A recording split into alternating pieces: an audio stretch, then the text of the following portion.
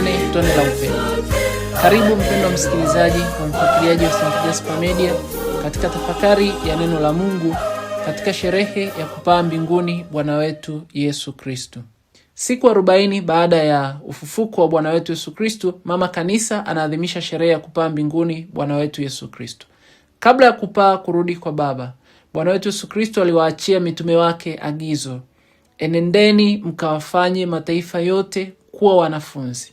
Lakini aliwaahidi kwamba hatowaacha yatima, watapokea kwanza nguvu ya Roho Mtakatifu, uwepo wa kudumu wa Kristo mwenyewe katikati yao.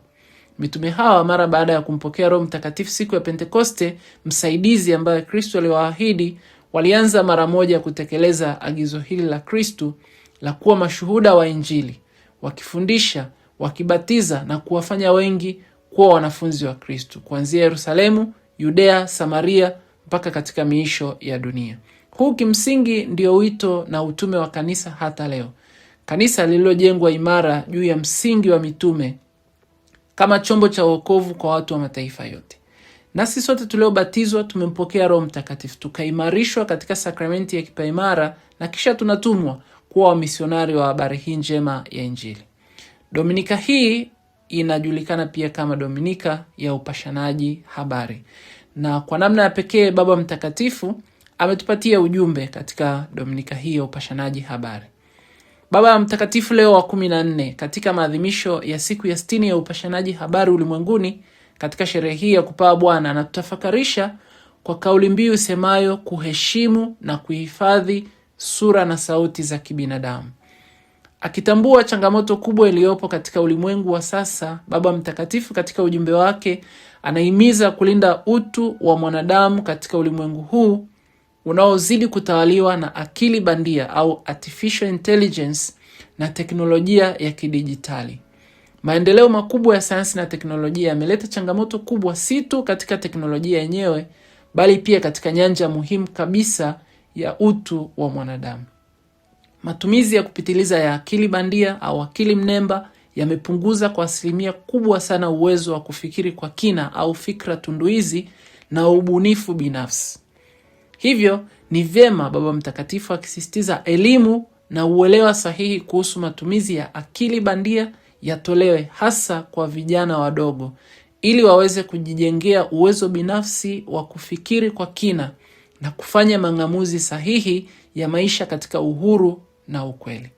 Baba Mtakatifu anasema akili mnemba au artificial intelligence inapaswa kuwa chombo cha kumsaidia mwanadamu na kurahisisha mawasiliano, lakini haipaswi kuchukua nafasi ya uwezo wa mwanadamu katika kuhisi, kufikiri, kuamua, kuhusiana.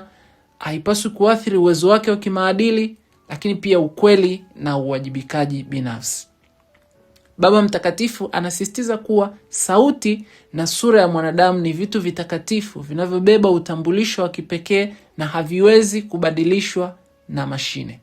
Hivyo anaonya dhidi ya matumizi ya picha, video na sauti za kutengeneza zinazoweza kupotosha ukweli na kuharibu utu, thamani, heshima na hadhi ya mwanadamu na kuvunja mahusiano ya kweli baina ya watu katika jamii.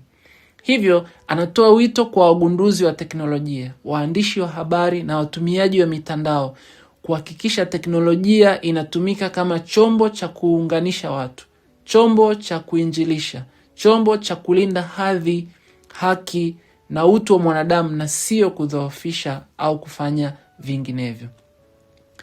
Pia katika ujumbe wake Baba Mtakatifu amesisitiza maadili ya ukweli katika uandishi wa habari katika ulimwengu wa sasa. Waandishi wanatakiwa kusimamia maadili, ukweli na uaminifu katika uandishi au katika tasnia hii ya habari, badala ya kukimbilia umaarufu au faida ya haraka kibiashara, hata kwa kuufukia ukweli na kutoa habari za uongo na za kupotosha jamii. Hayo ndiyo yaliyojiri kwa kifupi katika ujumbe huu wa Baba Mtakatifu. Hebu tutazame sasa liturujia neno la Mungu kwa ufupi na mafundisho tunayoyapata katika sherehe hii ya kupaa Bwana wetu Yesu Kristo mbinguni. Masomo yetu katika Dominika hii, somo la kwanza latoka katika kitabu cha Matendo ya Mitume, ni sura ya 1 aya ya 1 hadi ya 11. Kitabu kile cha kwanza nilikiandikia Teofilo, katika habari ya mambo yote aliyoanza Yesu kufanya na kufundisha, hata siku ile alipochukuliwa juu, alipokuwa amekwisha kuagiza kwa Roho Mtakatifu wale mitume aliyowachagua, wale aliyowadhihirishia nafsi yake kwa dalili nyingi baada ya kuteswa kwake, ya kwamba yu hai, akiwatokea muda wa siku 40 na kuyanena mambo yaliyouhusu ufalme wa Mungu. Hata alipokuwa amekutana nao, aliwaagiza wasitoke Yerusalemu, bali waingoje ahadi ya Baba, ambayo mlisikia habari zake kwangu, ya kwamba Yohane alibatiza kwa maji, bali ninyi mtabatizwa katika Roho Mtakatifu baada ya siku hizi chache. Basi walipokutanika, wakamuuliza wakisema, Je, Bwana, wakati huu ndipo ulipowarudishia Israeli ufalme? Akawaambia, si kazi yenu kujua nyakati wala majira Baba aliyoyaweka katika mamlaka yake mwenyewe, lakini mtapokea nguvu akiisha kuajilia juu yenu Roho Mtakatifu, ninyi mtakuwa mashahidi wangu katika Yerusalemu na katika Uyahudi wote na Samaria na hata mwisho wa nchi. Akiisha kusema hayo, walipokuwa wakitazama, akainuliwa, wingu likampokea kutoka machoni pao. Walipokuwa wakikaza macho mbinguni, yeye alipokuwa akienda zake, na tazama, watu wawili wakasimama karibu nao, wenye nguo nyeupe, wakasema, Enyi watu wa Galilaya, mbona mmesimama mkitazama mbinguni? Huyu Yesu aliyechukuliwa kutoka kwenu kwenda juu mbinguni, atakuja jinsi hiyo hiyo mliyomwona akienda zake mbinguni. Neno la Bwana. Tumshukuru Mungu.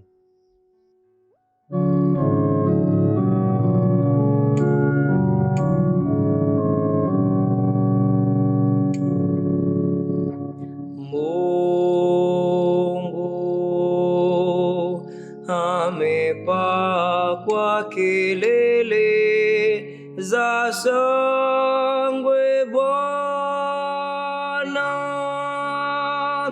kwa sauti ya baragumu. Mungu amepakwa kelele za shangwe, Bwana kwa sauti ya baragumu. Enyi watu wote, pigeni makofi, mpigieni Mungu kelele kwa sauti ya shangwe, kwa kuwa Bwana aliye juu mwenye kuogofya ndiye mfalme mkuu juu ya dunia yote.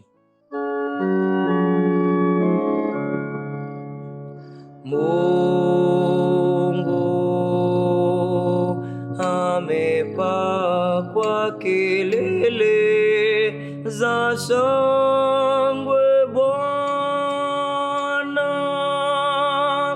kwa sauti ya baragumu. Mungu amepaa kwa kelele za shangwe, Bwana kwa sauti ya baragumu. Mwimbieni Mungu, naam imbeni. Mwimbieni mfalme wetu, naam imbeni.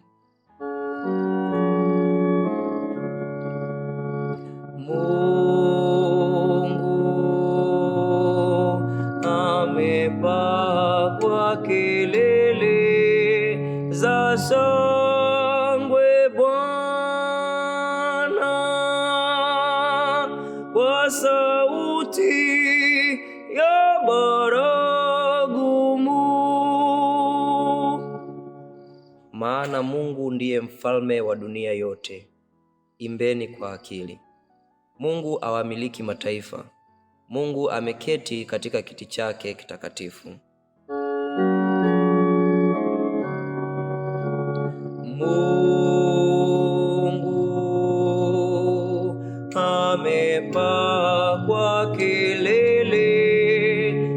shangwe Bwana, kwa sauti ya baragumu.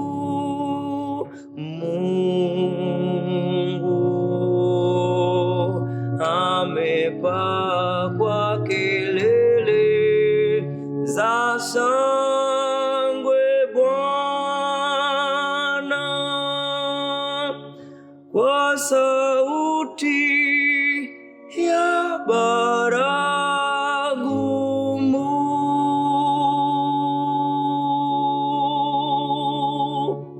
Somo la pili ni waraka wa Mtume Paulo kwa Waefeso sura ya 1 aya ya 17 hadi 23.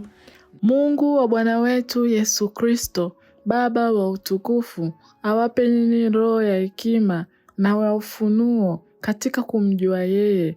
Macho ya mioyo yenu yatiwe nuru, mjue tumaini la mwito wake jinsi lilivyo, na utajiri wa utukufu wa urithi wake katika watakatifu jinsi ulivyo, na ubora wa ukuu wa uweza wake ndani yetu tuaminio jinsi ulivyo, kwa kadiri ya utendaji wa nguvu za uweza wake aliotenda katika Kristo alipomfufua katika wafu, akamweka mkono wake wa kuume katika ulimwengu wa roho, juu sana kuliko ufalme wote na mamlaka na nguvu na usultani na kila jina litajwalo, wala si ulimwenguni humu tu, bali katika ule ujao pia. Akavitia vitu vyote chini ya miguu yake, akamweka awe kichwa juu ya vitu vyote kwa ajili ya kanisa, ambalo ndilo mwili wake, ukamilifu wake, anayekamilika kwa vyote katika vyote. Neno la Bwana. Tumshukuru Mungu. Na somo la Injili linatoka katika Injili ya Mathayo sura ya 28 aya 16 hadi 20.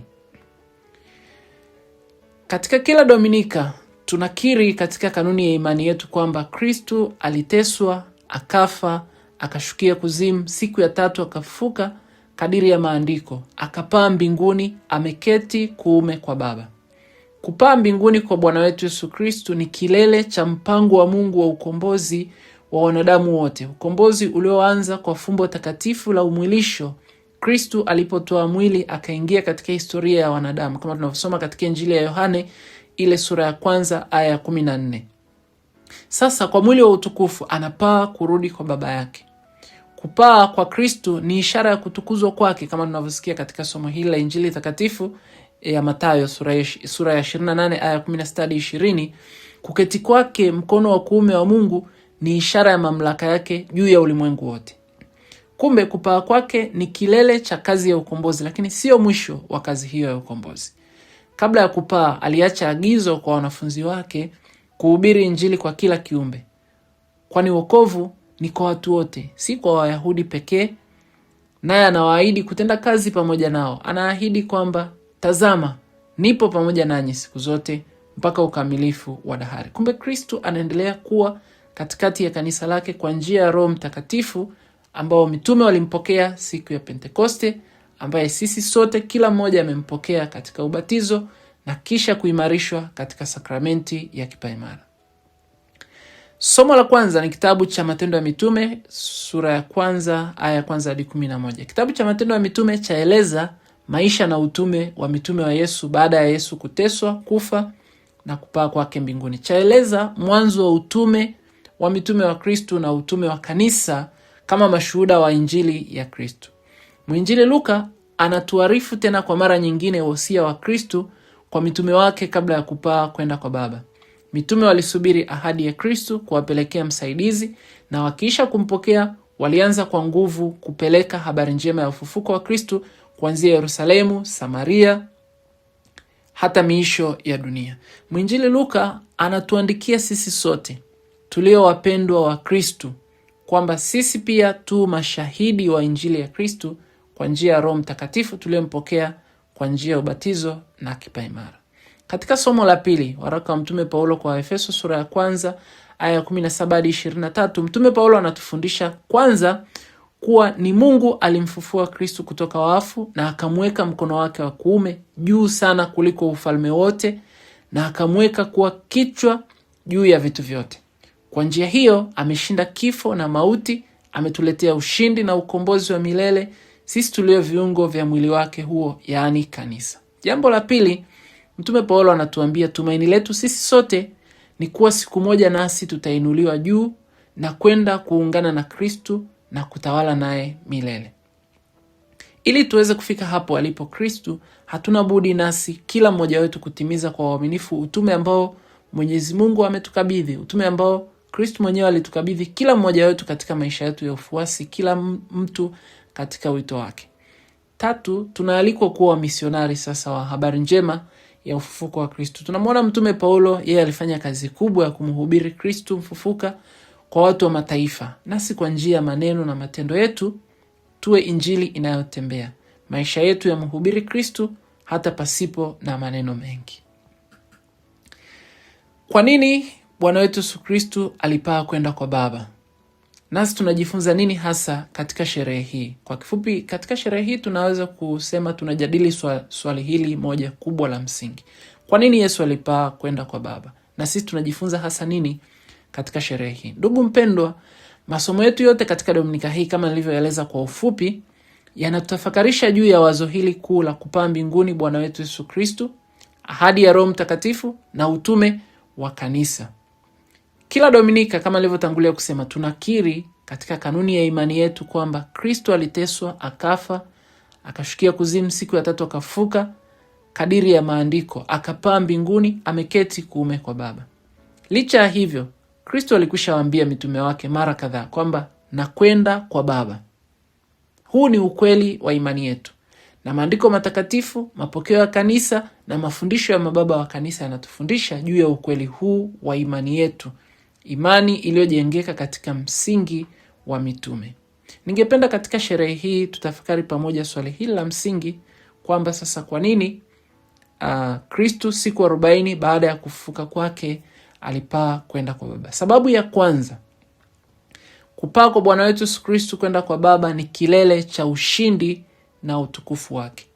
Bwana wetu Yesu Kristo mara baada ya kutimiza kazi aliyotumwa na Baba kuifanya hapa ulimwenguni, kazi ya kuuletea ulimwengu ukombozi wa milele, aliyoianza kwa kutoa mwili katika fumbo takatifu la umwilisho, kwa utume wake wa wazi, kwa mateso, kifo na ufufuko wake, kilele chake ni kutukuzwa kwake mbinguni.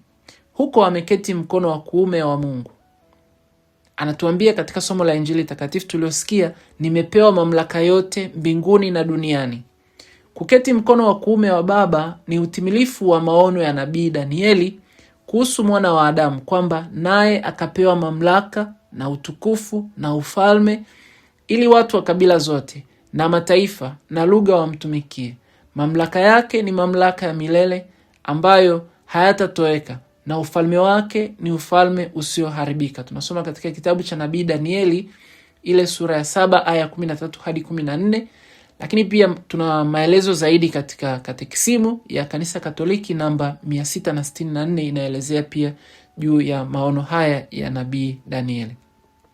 Ndugu mpendwa, kupaa kwa Bwana wetu Yesu Kristo kwenda kwa Baba kunatupa nasi tulio safarini hapa duniani, tunaotembea katika njia yake ya msalaba, nguvu na ujasiri kwamba licha ya mateso na kifo lipo bado tumaini hai la maisha mapya ya ushindi.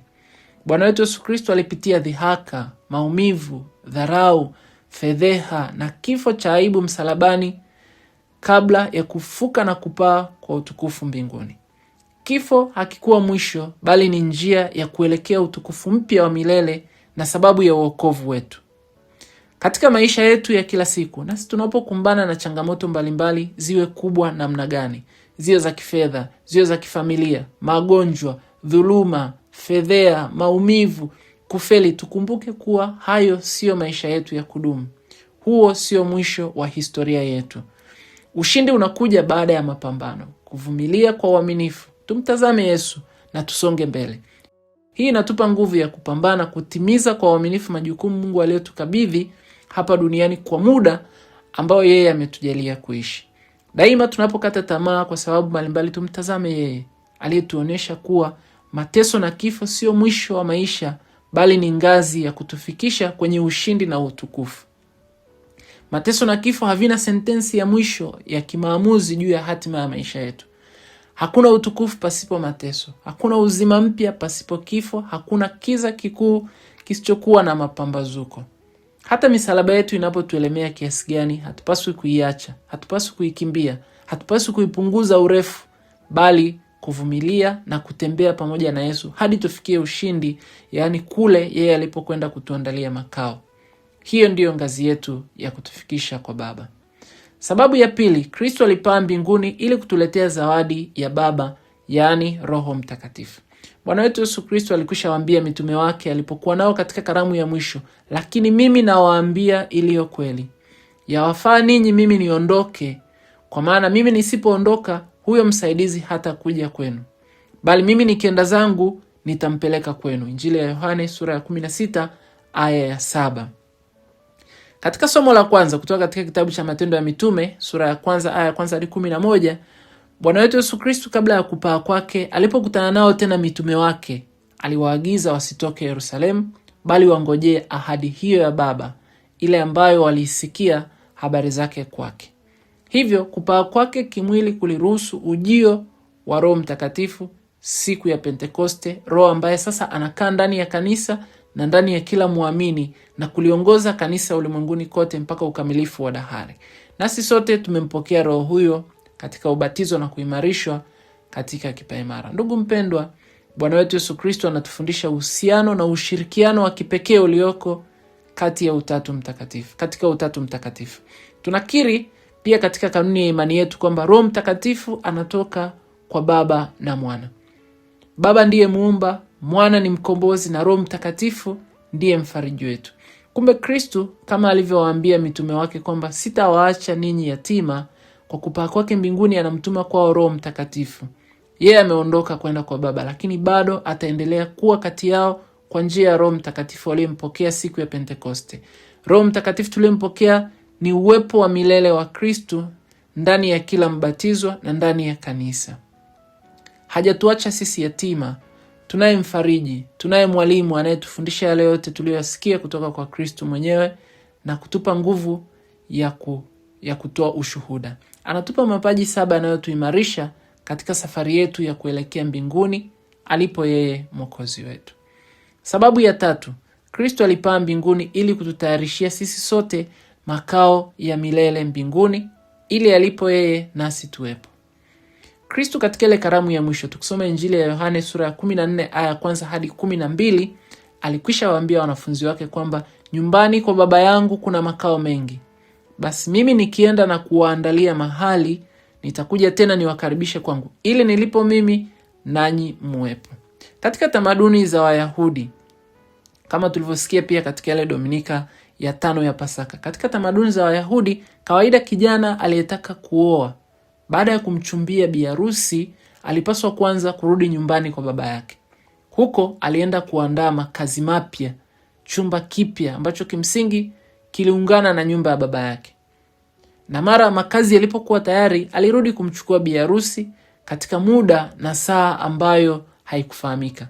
Hivyo biharusi naye alipaswa kujiandaa na kujiweka tayari kwa ujio wa bwana harusi. Tunafahamu simulizi ya wanawali 10.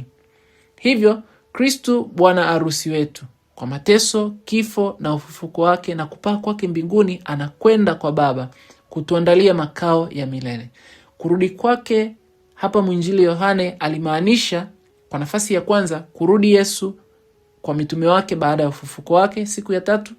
Kwa nafasi ya pili ni ujio wa Kristo kwa njia ya Roho Mtakatifu siku ya Pentekoste, na 3 ni ujio wake mara ya pili mwisho wa nyakati. Atakuja kulichukua kanisa, biharusi wake.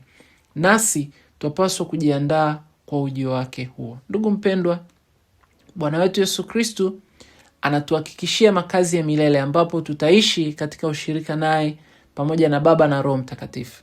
Maisha ya hapa duniani ni ya mpito tu.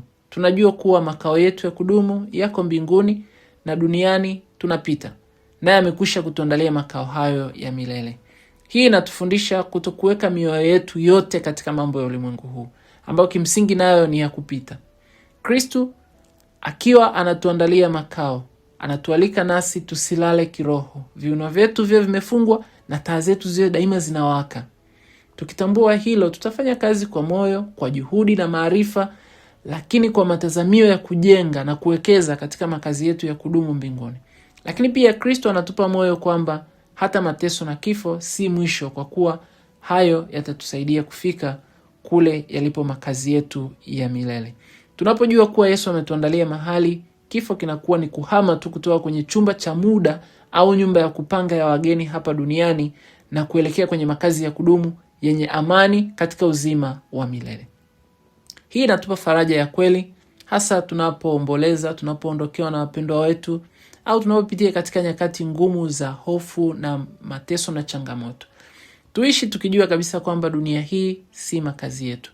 Kiburi, chuki, visasi, majivuno, mali, utajiri, vyeo na mamlaka visitufunge macho tukaona kama ulimwengu huu ndio kila kitu, tukaona kama ulimwengu huu ndio tumekwisha kufika. Vitu vya dunia hii vyote tutaviacha. Tupo safarini na tunaishi katika nyumba ya kupanga ya wageni. Sababu ya 4, Kristo alipaa kwenda kwa Baba, na huko yeye kama kuhani wetu mkuu anatuombea sisi kwa Baba.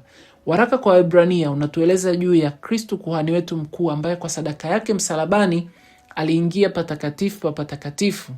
Aliingia mbinguni hasa aonekane sasa usoni pa Mungu kwa ajili yetu sisi. Tukisoma waraka kwa Waebrania ile sura ya 9 aya 24 tunapata habari hii. Yeye ndiye kuhani mkuu anayetufaa sana, kwa kuwa alitoa hali yetu ya kibinadamu, akawa mmoja wetu sawa na sisi, isipokuwa kutenda dhambi. Kumbe Kristo anajua mahangaiko yetu, anajua jinsi tunavyopambana na dhambi na udhaifu wetu. Anafahamu changamoto zetu zote, na kwa kuwa alikuwa sawa na sisi, basi yeye anatuombea daima kwa Baba. Kwa kupaa kwake mbinguni, Kristo kuhani wetu mkuu anakuwa sasa mpatanishi na mtetezi wetu kwa Mungu. Ndugu mpendwa, kama Yesu alivyotusimamia na kutuombea sisi, anavyotusimamia na kututetea sisi mbele za Baba, nasi tunaitwa kuwa watetezi wa wenzetu katika maisha ya kila siku. Tusio watu wa kusengenya, tusio watu wa kuhukumu, kuumiza, kukandamiza, kudhulumu na kufurahia mateso, maanguko na maumivu ya watu wengine. Badala yake tuwe watu wa kuwakingia kifua wengine, kuwaombea wanapopitia magumu na changamoto na mkato wa tamaa. Tujifunze kusema pia mema ya wengine. Je, katika maisha yangu, katika cheo changu, katika utume wangu, katika kazi yangu, katika utumishi wangu, nimekuwa mtu wa kuumia na kujitoa sadaka kwa ajili ya wengine? Ninaona uchungu kwa maumivu niliyowahi au ninayowasababishia wengine? Ninaombea wengine hata kama mimi nilishapitia nyakati za maumivu? Kristo aliteseka, akafa, akazikwa, lakini kwa kufuka na kupaa kwake mbinguni bado ametukumbuka na anatukumbuka na kutuombea daima sisi ambao kwa sababu ya dhambi zetu alikufa. Roho Mtakatifu atusaidie tuwe tayari kuwa watetezi wa wengine na kuishi kwa ajili ya wengine.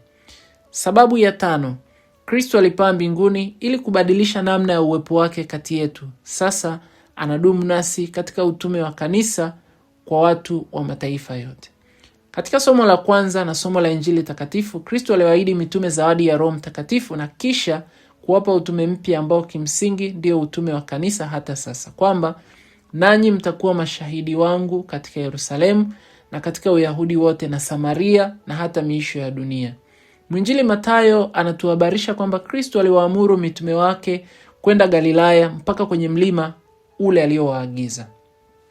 Ni pale pale alipoanza utume wake kati ya watu wa mataifa, ndipo hapo hapo anawatuma mitume kuendeleza kazi hiyo hiyo kabla ya kupaa kwenda kwa Baba. Sasa utume mpya wa kanisa si kwa Wayahudi pekee, bali ni kwa watu wa mataifa yote. Kwa kuwarudisha Galilaya kwenye mlima ule ule alipowafundisha heri za mlimani, Yesu alikuwa anawaonyesha kuwa safari yao haijaisha, bali sasa inachukua sura mpya. Wanarudi walipoanzia ili kutumwa sasa kwenda kwa mataifa yote. Ni mitume 11, ishara ya jeraha la kukosekana kwa Yuda ambaye alimsaliti Bwana. Lakini tunaambiwa pia hapa wengine walipomuona Yesu walimuamini na wengine bado walikuwa na hofu na mashaka. Licha ya hayo, Kristo anawapokea wote, anawaimarisha wote na kuwapa utume mpya. Kristo hawatumi watu waliokamilika, anawatuma watu walio dhaifu, wenye imani haba, lakini walio tayari kuimarishwa na nguvu ya Roho Mtakatifu. Ndugu mpendwa, Mwinjili Luka katika somo la kwanza pia anatupa simulizi hili la kupaa mbinguni Bwana wetu Yesu Kristo, na anamwandikia Theophilos, yaani mpendwa wa Bwana. Mpendwa huyu wa Bwana ndio mimi na wewe. Ni wale wote wanaosikia habari njema ya Injili hata sasa. Ni wale walio dhaifu kama hawa mitume, ni wale ambao nyakati fulani tunaamini na nyakati nyingine tunapoteza imani. Ni sisi tulio ndani ya kanisa tunaopokea wito huu kila siku wa kuwa mashuhuda wa Kristo. Mitume wanapokea uwezo wa Roho Mtakatifu na wanatumwa sio tu kuwafundisha watu kuyashika yote aliyowaamuru Kristo. Kristo anatuahidi uwepo wake wa kudumu pamoja nasi. Anatupa nguvu ya kuishi huo ushuhuda wa Injili, si tu kwa maneno bali kwa maisha yetu ya kila siku. Kristo ametuita ili kutuimarisha kwa ajili ya utumishi wake. Ni kwa njia ya uwepo wake katika kanisa, katika neno lake na katika sakramenti zake, tunaendelea kila siku kuimarishwa na kutumwa ili tuendelee kumhubiri Kristo, hasa kwa mifano ya maisha yetu. Wewe umpendwa wa Bwana, mimi ni mpendwa wa Bwana. Pokea wito wa kuwa shuhuda wake kila siku ya maisha yetu. Na tazama, nipo pamoja nanyi siku zote hata ukamilifu wa dahari. Kristo anatuahidi uwepo wake wa kudumu, na kwa nguvu hiyo basi tukahubiri Injili na kuwafanya watu wa mataifa yote kuwa wanafunzi wake. Ninawatakia nyote sherehe njema ya kupaa mbinguni Bwana wetu Yesu Kristo. Niliyowaletea tafakari hii ni mimi Padre Bonaventure Maro, misionari wa shirika la damu takatifu ya Yesu. Tushirikishane tone la upendo. Utukufu na ukuu hata milele.